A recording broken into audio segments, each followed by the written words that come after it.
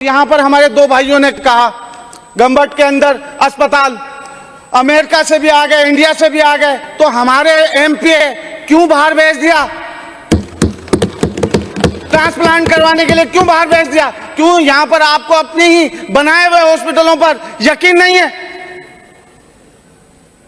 आप जो अवाम है, हमारे जो कुलीग है, अल्लाह ताला उनको सेहत दे, जल्दी सेहत दे, लेकिन एक अवाम सिविल हॉस्पिटल के अंदर धक्के खाने के बावजूद उनका ना ऑपरेट होता, ना उनका इलाज होता, ना उनको दवाइयां मिलती, इंजेक्शन भी बाहर से लाना पड़ते हैं।